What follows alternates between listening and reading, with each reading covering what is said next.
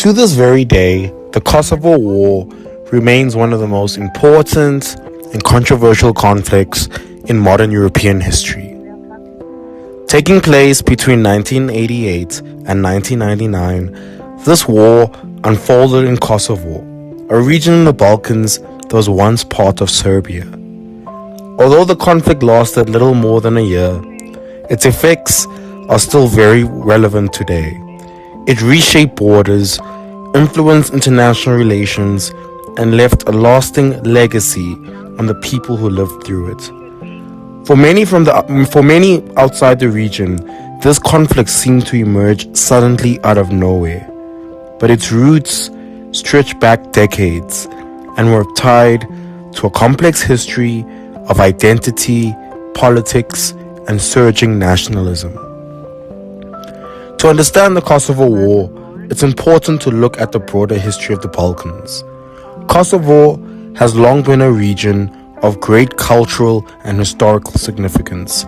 While the majority of its population was ethnic Albanian, many Serbs viewed Kosovo as the heart of their historical and religious heritage. Throughout the 20th century, these competing identities existed within a much larger political structure, including the former nation of Yugoslavia. After the death of the Yugoslav leader Josip Broz Tito in 1980, tensions slowly began to arise amongst different ethnic groups. During the 1990s, Yugoslavia began to break apart as several republics declared independence. A series of conflicts erupted soon after across the region, including wars in Croatia and Bosnia. While these wars attracted significant international attention, tensions were also at the same time rising in Kosovo. Many ethnic Albanians in Kosovo believed and faced discrimination and lacked political representation. During the 1990s, peaceful attempts as a result of this were made to seek greater autonomy, but these efforts achieved little success. Frustration grew, and some groups began to argue that armed resistance was the only option moving forward. This led to the emergence of the Kosovo Liberation Army, which sought independence from Serbian control. By 1998, the clashes between the KLA and the Serbian security forces had intensified dramatically. What began as a localized peaceful conflict soon spread into a violent battle across much of Kosovo. Villages became battlegrounds, and civilians found themselves trapped between opposing sides. Reports of violence, forced displacement, and human rights abuses soon began to emerge. As the fighting escalated, hundreds of thousands of people fled their homes, creating a major humanitarian crisis. One reason the conflict became so controversial was the challenge of obtaining accurate information. Both sides accused each other of atrocities, and the situation on the ground changed rapidly from day to day. Journalists and international observers struggled to document events fully. For many people outside the Balkans, the war seemed difficult to understand. Yet, for those living in Kosovo, the consequences were devastating and immediate. Families were separated from homes, and homes were destroyed. Entire communities lived under constant uncertainty. As this crisis worsened, international pressure mounted. Diplomatic efforts were made to negotiate the peaceful settlement, but talks repeatedly failed. World leaders, worried that the violence would destabilize the region further and potentially spark wider conflict, struggled to understand. The situation became a major topic of debate within the international community. However, in March 1999, NATO launched a military intervention against Serbia. The organization argued that the action was necessary to prevent further humanitarian suffering and protect civilians.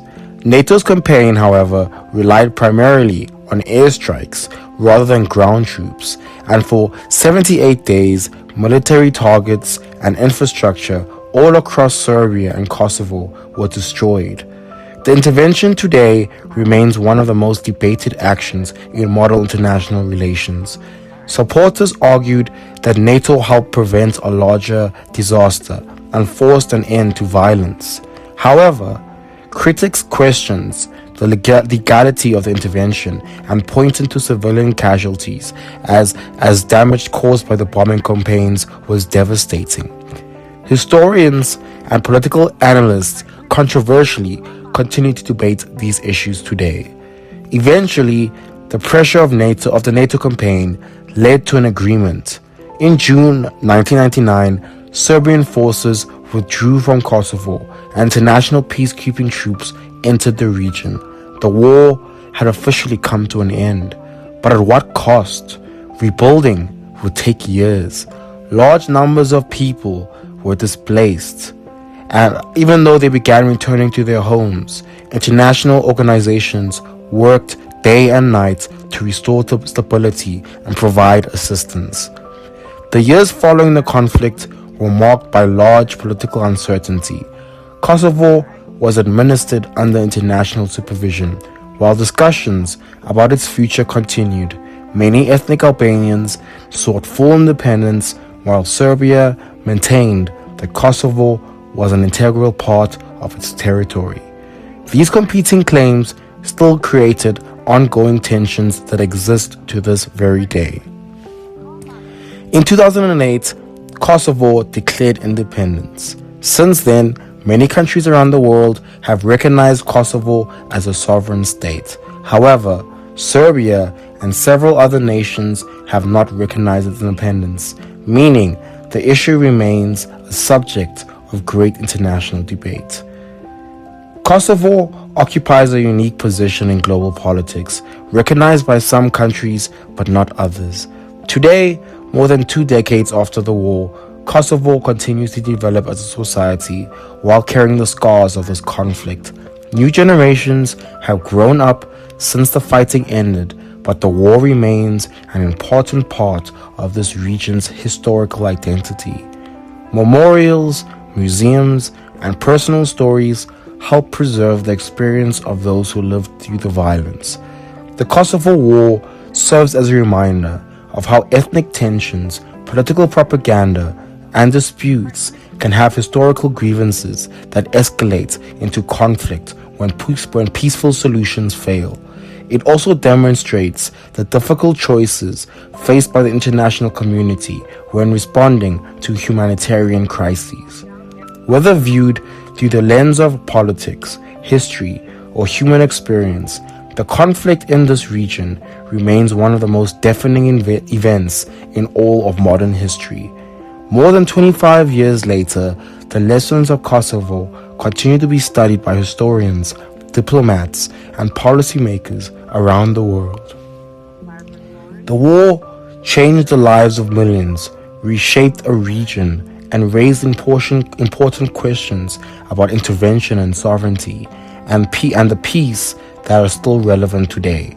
Understanding this story helps us better understand both the challenges and responsibilities that come with building a more stable and peaceful world. As always, thanks again for listening, and please wander always, but please wander safely. Do not forget to like and subscribe.